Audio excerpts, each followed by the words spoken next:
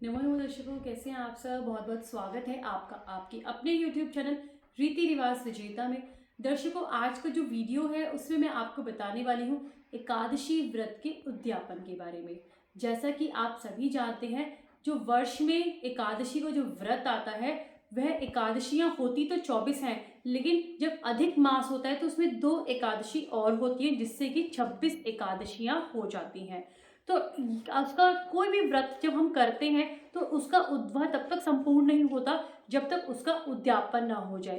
तो एकादशी का उद्यापन करने के लिए हमें क्या सामग्री चाहिए और उसके साथ में उसकी क्या विधि है करने की, वो मैं आपको विस्तृत रूप से इसमें बताने वाली हूँ दोस्तों। तो वीडियो पूरा अंत तक देखिएगा। एकादशी का व्रत का जो उद्यापन है वह करने से कम आपने 24 एकादशी जरूर की हो, मतलब कि आपने वर्ष भर एकादशी का व्रत जरूर रखा हो। लेकिन मूलतः जो उद्यापन होता है वह जब एक जो जातक है उसको काफी समय हो गया होता है अपना व्रत रखते हुए, तब उद्यापन किया जाता है। जो एकादशी का जो उद्यापन है वह माना जाता है शास्त्रों के अनुसार, जो मार्गशीर्ष यानी जो माह का जो महीना होता है उसमें उसका बहुत महत्व होता है, या कार्तिक मास में भी इसका उद्यापन करने का बहुत महत्व है। लेकिन दोस्तों, मैं आपसे कहना चाहूंगी कि एकादशी कोई भी हो, लेकिन वो जो चांदन की एकादशी यानी कि जो शुक्ल पक्ष की एकादशी होती है, आप उसमें अगर अपना जो उद्यापन है वो कर सकते हैं। अगर अगर आप मार्गशीर्ष महीने में और कार्तिक के महीने में कर सकते हैं तो वो बहुत अच्छा है।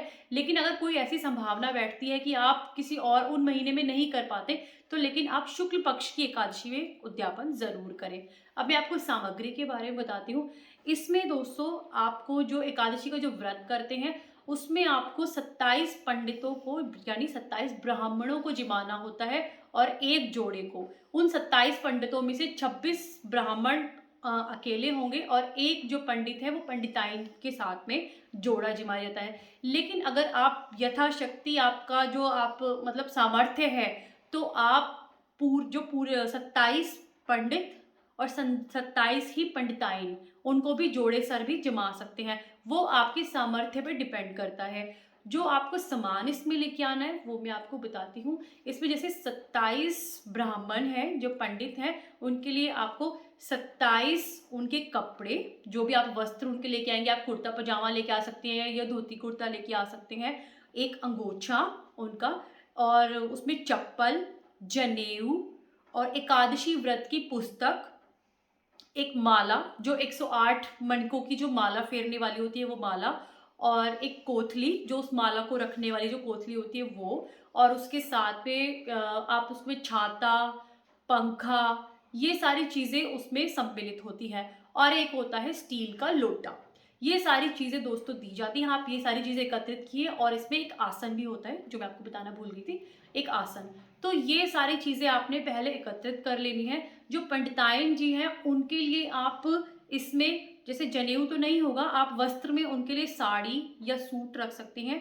सुहाग पिटारी का सामान रखिए उसके अंदर में, उनकी चप्पल होगी और छाता, पंखा वो सब उनके लिए होगा, और माला और कोथली और आसन। सिर्फ जनेऊ नहीं होता उसमें, बाकी सारा सामान उनका भी एज इट इज होता है, और एक लोटा भी होता है उनका। तो इस तरीके से आपने सारा सामान एकत्रित कर लेना है। आप जिनसे भी पंडित जी से कराने वाले हैं, आप उनसे बात कीजिए, तो वहाँ पे वो आपको जो पूजा की जो सामग्री होती है, क्योंकि ये जो जब उद्यापन होता है, एकादशी वाले दिन भी पूजा की जाती है और द्वादशी वाले दिन भी। एकादशी वाले दिन, इस दिन क्या किया जाता है, एकादशी वाले दिन आपके घर में जो पंडित जी हैं, जहाँ पे भी आप पूजा करने वाले हैं, उस स्थान पे पाटा लगा करके उसके ऊपर लाल कपड़ा बिछा करके जो विष्णु भगवान जी की जो प्रतिमा है उसको स्थापित करते हैं। वहाँ पे अष्टकमल दल बना करके एक जो कलश है, कलश की स्थापना की जाती है, उस पर नारियल रखा जाता है, और पूरा विधि विधान से षोडश उपचार करके पूजा की जाती है। उसका जो सामान होता है वो आप अपने पंडित जी से पूछ सकते हैं कि उसमें आपको क्या क्या सामान लेके आना है। और उसमें उसमें जो वो पूजा करते हैं उसमें सभी श्लोकों का उच्चारण करने के बाद में जितनी भी कथा है, यानी 26 एकादशी व्रत की जो कथा है वह कही जाती हैं या पढ़ी जाती हैं। इसमें ऐसा भी होता है, मेरे घर पे भी अभी कुछ 2 महीने पहले ही उद्यापन हुआ है, तो जो पंडित जी हैं वो सारी 26 एकादशी की जो कथा है वह एक नहीं भी पढ़ पाएँ, तो जितने भी आपके घर में जो और जो लोग हैं और या फिर जो आस-पास से आपने जिनको भी बुलाया है, क्योंकि कीर्तन भी होता है, तो वो भी बारी-बारी से कथा पढ़ सकते हैं। कथा पढ़ने के बाद में फिर कीर्तन किया जाता है, कीर्तन करने के बाद में फलाहार का भोग लगाया जाता है, क्योंकि इस दिन जो पंडित जी ये सब करने के बाद में जो जितने भी आप फलाहार से न्योता दिया जाता है, जितने भी को आप जितने भी ब्राह्मणों को आपने न्योता दिया है अगले दिन द्वादशी वाले दिन जीवने के लिए, तो उसमें आप जो स्टील का आप लोटा लेके आए आप उसमें मिठाई रख लीजिए। मिठाई में आप जो पंडित जी ने हमें बताया कि जो पेठे की मिठाई होती है वो उनको सबसे शुद्ध मानते हैं वो। वैसे अगर आपको विश्वास है कि जिसमें अन्न ना मिला हुआ हो तो आप ऐसी कोई बर्फी या खोए की बर्फी या और मिल्क केक वगैरह भी मंगवा सकते हैं, लेकिन पेठे की मिठाई सबसे शुद्ध मानी जाती है, तो उसमें पेठे की मिठाई डालिए।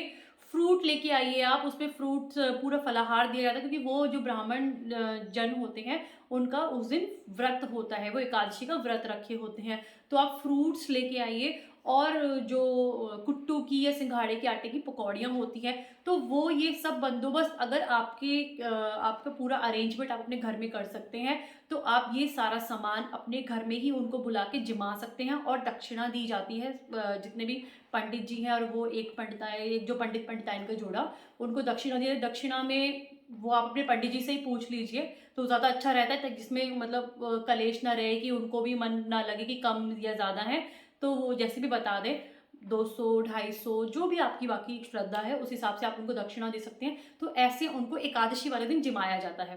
तो एकादशी वाले दिन आपकी घर में पूजा होती है, 26 कथाएं होती है, कीर्तन होता है और आप पंडित जी को जिमाते हैं। अगर आप अपने घर में जो उनका पूरा जिमाने का वो घर में नहीं कर सकते या पंडित जी आपके उस दिन नहीं आ सकते, बाकी जितने भी ब्राह्मण हैं, तो सभी ब्राह्मणों को एक जगह एकत्रित करके मंदिर में भी आप वहां जाके उनको फलाहार दे सकते हैं। और दूध, अगर वो घर आएंगे तो आप सबको दूध पिला सकते हैं, नहीं तो वहीं पे जाके दूध के पैकेट दिए जा सकते हैं। तो इस तरीके से एकादशी वाले दिन होता है। और एकादशी वाले दिन आपके घर परिवार में सभी लोग सात्विक भोजन करते हैं, प्याज लहसुन का यूज नहीं होता। और जो भी उद्यापन करने वाला, जिसने भी उद्यापन कर रहा है, जो भी व्रत रखता था, तो वो एज इट इज व्रत ही रखता है जैसे वो पहले एकादशी में रखता आ रहा है। और उस तरीके से घर के और अन्य सदस्य भी व्रत रख सकते हैं। तो इस तरीके से व्रत रखने के बाद में अगले दिन दोस्तों, जब द्वादशी वाले दिन सुबह हवन किया जाता है, वो जो आपके पंडित जी हैं वो आपको पूरी हवन सामग्री, उसका सामान सब लिखवा देंगे। आप वो सारा सामान लेके आइए, सारा परिवार एक साथ बैठ के लक्ष्मी पूजन होता है, माँ लक्ष्मी की पूजा होती है। और उसमें फिर उसके बाद में हवन किया जाता है। हवन करने के बाद में आपने जो भी भोजन बनवाया है ब्राह्मण देवताओं के लिए, सबके लिए, वो भी सात्विक होता है। उसमें भी मोस्ट प्रोबेबली मैं आपको बताऊं, जो सब्जियां हैं जैसे पेठे की सब्जी हो गई, आलू की सब्जी हो गई, पूरी, रायता और खीर जरूर बनती है। चावल जरूर दान खिलाया जाता है इसमें, तो चावल की खीर बनाई जाती है। तो ये सब वहाँ पे जो आप प्रसाद में बनाते हैं। और हवन होने के तुरंत बाद गौदान किया जाता है। तो गौदान के लिए जो भी आपके जो ब्राह्मण देवता है, जो भी आप जिनसे पूजा करा रहे हैं, अगर तो वो गाय ले रहे हैं तो आप उनको गाय ला के दे दीजिए। और अगर वो कहते हैं कि वो गाय को नहीं, मतलब उनको सेवा कर पाएंगे, तो आजकल गौशाला से भी गाय को लाया जाता है और वहां पे एक बार को गौदान करके उनको पैसा दे दिया जाता है। तो उसके लिए वो जो गौदान जब करते हैं तो वो जो पैसे हैं उसके, वो जो आपके पंडित जी हैं उनको भी दिया जाता है जो है, और जो गौ लेके आता है गौशाला वाला, वो उनको भी दिया जाता है। तो इसके अंदर भी जो गौदान करने के लिए आपको चाहिए, जो बछड़ी वाली गाय आती है आपकी, बछड़ा भी साथ में आता है, तो उसमें आपके वस्त्र होते हैं जो आप गाय के ऊपर ढकते हैं, गौ माता के ऊपर में पीले रंग का वस्त्र होता है। और ऐसे ही एक वस्त्र बछड़े के ऊपर भी ढका जाता है। चारा लेके आते हैं, स्टील की बाल्टी, लोहे का तसला, जिसके अंदर आप चारा और हरा चारा और गुड़ उनको खिलाते हैं उस वक्त, वो सब। और जो गाय की और जो बछड़े की गले में बांधने वाली जो घंटी होती है, वो रेडीमेड मार्केट में मिलती है, वो लेके आते हैं, वो बांध के उनको वो सब ऐसे गौदान भी कराया जाता है। कहते हैं कि गौदान के बिना एकादशी का जो व्रत है वो संपूर्ण नहीं माना जाता। तो इस तरीके से दोस्तों वो गौदान कराने के बाद में फिर आपका जो आप घर में और भी जो सामान है मैं आपको बताती हूँ कि एक फोल्डिंग, जो भी आप पंडित जी आपके यहाँ पे पूजा करने के लिए आए हैं, आप उनको फोल्डिंग, उसका पूरा बिस्तर, रजाई, गद्दा, कंबल वो सब देते हैं, चादर, तकिया, और फिर उसके ऊपर में जितना भी आपका घर का सामान, जैसे गैस के आगे का सामान है, गैस चूल्हा, सिलेंडर, चायदानी, बर्तन सभी तरीके के, जैसे 6 ग्लास, 6 कटोरी, 6 चम्मच, और चायदानी छानने वाला कुकर, कढ़ाई, जो भी घर के आगे मतलब बर्तन है वो आप अपनी श्रद्धा अनुसार अपने घर में से भी निकाल सकते हैं। मतलब कोशिश कीजिए कि आप हर एक सामान दें, या यहाँ तक कि बर्तन मांजने की साबुन, उसका जूना, कपड़े धोने की साबुन, नहाने की साबुन, साबुनदानी, और किराने का सामान अगर आप दे सकते हैं तो वो बहुत अच्छी बात है। सभी दालें वगैरह आप ज़्यादा नहीं दे सकते तो किलो किलो 2-2 किलो आप दे सकते, बाकी अगर ज़्यादा दे सकते हैं तो आपकी मर्जी है। चावल, आटे का पैकेट, सब सामान, पूरा तवा, और तवा हो गया, रोटी परात हो गई, चकला, बेलन, सब दिया जाता है। इस तरीके से उनके कपड़े जो दिए जाते हैं वो सब अलग ही है। और उसके अलावा आप जो भी घर में से और भी कोई सामान अगर देना चाहते हैं तो वो दिए जाते हैं। हाँ, एक बात मैं भूल गई कि गरुड़ के कपड़े भी दिए जाते हैं, जिस दिन एकादशी वाले दिन जब पंडित जी आपके यहाँ पे पूजा करते हैं, गरुड़ के कपड़ों में आप उनको एक जोड़ी कपड़े, मतलब 27 कपड़े तो आप अलग से लेके आए होंगे जो ब्राह्मण देवों के लिए, आप एक जोड़ी कपड़े और एक्स्ट्रा ले आइए, और वो गरुड़ देव के नाम के जब वो आपके घर में कीर्तन और वो सारा कथा वगैरह करते हैं तब वो उनको वो दे दीजिए।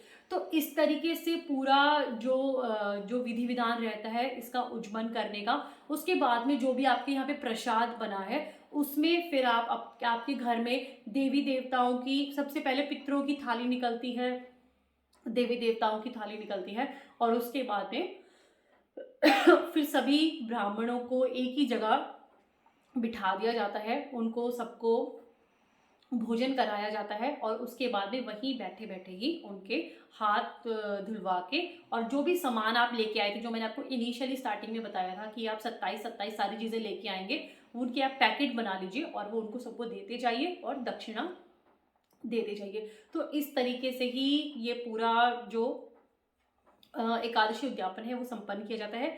उम्मीद करती हूँ आपको भी ये वीडियो अच्छा लगा हो, तो प्लीज़ लाइक ज़रूर कीजिएगा और मेरे चैनल को सब्सक्राइब ज़रूर कीजिएगा। नमो नमः दोस्तों।